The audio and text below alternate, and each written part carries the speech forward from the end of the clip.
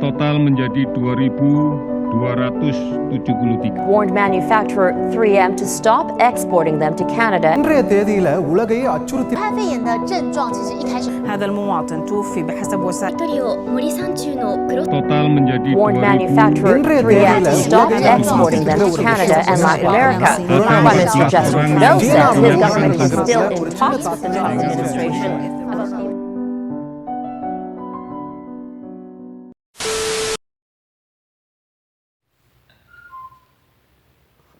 Baik, bismillahirrahmanirrahim. Assalamualaikum warahmatullahi wabarakatuh. Kembali lagi di channel YouTube saya, Sodik Mufaddol, dalam segmen Nak Bercakap, segmen kesayangan kita. Dan sekarang sudah memasuki episode kedua, di mana segmen ini kita membicarakan sesuatu yang viral terjadi di dunia maupun di Indonesia, dan pastinya ditemani oleh narasumber-narasumber yang berpengalaman di bidang tersebut. Pada episode kedua ini kita akan membahas mengenai kasus yang sedang hangat terjadi di Indonesia dan juga di dunia, yakni apalagi kalau bukan virus corona. Dan narasumber kita sekarang ini adalah seorang yang ahli di bidang kesehatan, tetapi beliau ini tidak pernah sekolah kesehatan. Nah, ini hebatnya. Nah, jadi beliau ini adalah orang yang ahli di bidang pengobatan Islam atau Tibbun Nabawi. Jadi beliau ini ahli rukam, ahli ruqyah, dan banyak lagi lah. Bahkan beliau ini bisa mendiagnosis penyakit lewat telapak tangannya kan, Bang? Nah, karena saya juga pernah belajar sama guru beliau, jadi tahu-tahu sedikit lah tentang Tibbun Nabawi ini. Ya, jadi kita membahas tentang virus corona, yang mana virus ini kita perhatikan semakin luas penyebarannya. Dan di daerah kita di Riau ini sudah terjadi banyak penambahan kasus, yakni yang mana kalau tidak salah 3 hari atau 4 hari yang lalu baru 3 kasus, dan sekarang saya lihat sudah 10 kasus. Ini menandakan bahwa penyebaran itu masih saja terjadi walaupun pemerintah sudah menyuruh kita untuk diam di rumah. Baik, untuk lebih lanjutnya mungkin bisa dijelasin oleh narasumber kita. Mungkin boleh kenalan dulu, Bang?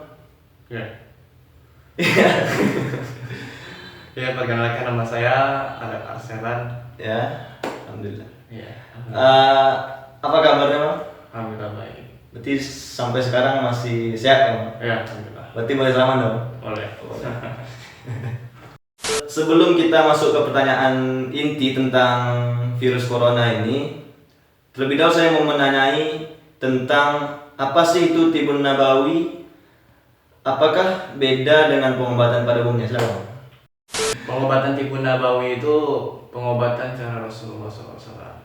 Iya. Kalau dibandingkan dengan pengobatan, sebenarnya sama saja. Pengobatan itu sudah ditemukan oleh para peneliti-peneliti dulu, karena pengobatan itu awal mulanya dari Islam. Salah satunya yang mencetuskan pengobatan Islam itu adalah Ibnu Sina. Oke. Beliau ini adalah dokter Islam yang pertama kali di dunia, Yang menemukan ilmu bedah juga kalau nggak salah. ilmu kesehatan seluruhnya. Jadi intinya Tibbun Nabawi ini nggak jauh-jauh beda dari pengobatan pada umumnya kan gitu. Iya. Yang bedanya setahu saya Tibbun Nabawi ini lebih ke herbal dia obatnya. Kalau dibandingkan dengan pengobatan pada umumnya kan lebih menggunakan obat-obat kimiawi kan gitu. Baik, langsung saja pertanyaan berikutnya, yakni tentang virus corona. Nah, di tengah penyebaran virus corona yang semakin pesat ini, Bang, bagaimana menurut Abang kita sebagai orang yang belum terkena, apa yang mesti kita lakukan? Untuk kita yang belum terkena, lebih banyak itu ada 2 cara. Pertama tuh hakikat sama ikhtiar. Hakikatnya itu apa? Bagaimana kita tuh jangan pernah takut dengan virus, karena virus ini makhluk juga, makhluk Allah. Jadi dengan cara ikhtiarnya apa? Kita mencegahnya dengan tidak bersalaman dengan orang lain, tidak mendekati orang-orang terkena virus, karena itu sudah dikonsepkan juga dari hadis-hadis, ya kan? Ulama sudah memfatwakan juga bahwa virus ini memang harus kita hindari, dan juga kita upaya untuk meningkatkan imun dalam tubuh, seperti kita minum madu, ya kan? Karena yang saya tahu itu virus corona itu dia kalau dalam ilmu kesehatan tradisional medis itu, Chinese medis itu konsepnya itu ada namanya qi. Qi itu apa? Qi itu adalah energi.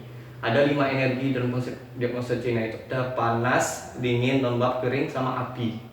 Nah, sedangkan virus ini dia adalah sifatnya itu energi itu ada energi dingin. Maka kita lawan dengan energi panas. Contohnya apa? Madu, habas sauda. Itu adalah konsep Tibun Nabawi. Karena madu dan habas sauda ini adalah herbal yang panas. Iya, betul. Nah, kemudian kita sering juga berjemur jam 10 pagi sampai jam 15 menit saya, dari jam 10 pagi sampai jam 10.15.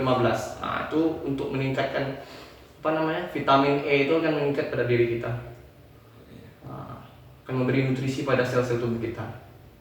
Kemudian rutin juga bekam, karena bekam ini juga meningkatkan imun. Akan nanti darah kotor itu akan dibuang, maka nanti akan diganti dengan sel-sel yang baru. Nah, disitulah namanya regenerasi. Tadi abang sudah mengatakan bahwa mungkin untuk yang pengobatan Tibun Nabawi barangkali perbanyak minum madu. Ya. Nah, ini madu seperti apa nih, Bang? Madunya itu ya seperti saya juga ada menyediakan madu ya. Madunya itu ya madu apa saja pun boleh juga, tapi yang bagus itu madu hutan ya. Ciri-ciri madu yang asli sama yang enggak tuh apa bedanya? Nah, ini banyak juga ya konsep-konsep. Memang payah sekali membedakan madu asli. Ya, kadang banyak campuran. Ya, yang palsu kita. Yang biasanya itu kalau misalnya dia baru dibuka, yang saya tahu ya, yang baru dibuka itu dia bergas. Gitu. Karena madu ini mengandung oksigen yang sangat bagus juga. Ada oksigen. Itu yang asli, Bang. Yang asli. Kemudian kalau dicampur dengan air, dia nggak langsung larut itu, langsung panik, langsung kayak mengental dia di dalam air itu, air bening. Kemudian kalau bisa ditaruh di kertas, dia akan sampai meleleh ke bawah. Dia akan mengental di kertas itu. Berarti komposisinya lebih padat daripada madu umumnya. Mungkin kawan-kawan jika ingin mendapatkan madu yang asli, mungkin bisa menghubungi abang ini dengan cara DM ke Instagram beliau ya. Nanti saya letak nama Instagramnya di bawah. Baik, berarti barangkali solusinya tidak jauh beda dari apa yang diberikan pemerintah. Contohnya ya jangan kontak fisik dengan orang lain, berjemur. Jadi intinya kita harus menuruti penuh apa yang dikatakan pemerintah. Baik, ini pertanyaan berikutnya ini bagi saya sangat menarik nih, Bang. Virus corona ini kan gejalanya ada batuk, demam, flu. Nah, sekarang yang saya lihat di tengah-tengah masyarakat kita ini banyak orang yang menjadi paranoid, Bang. Batuk sedikit, kamu corona. Nah, gitu. Termasuk orang tua saya kan pernah makan sambil nonton video-video lucu gitu kan. Makanlah, kesedak saya kan batuk. Orang tua saya bilang, "Itulah kamu jangan keluar, kena corona jadinya kan." Nah, berarti masyarakat kita jadi paranoid gara-gara batuk, flu. Nah, jadi pertanyaannya adalah bagaimana cara membedakan antara batuk dan flu yang biasa sama yang terkena corona? Oh ya, saya juga pernah mendapatkan artikel yang membedakan bagaimana ini penting, membedakan flu kemudian dan corona.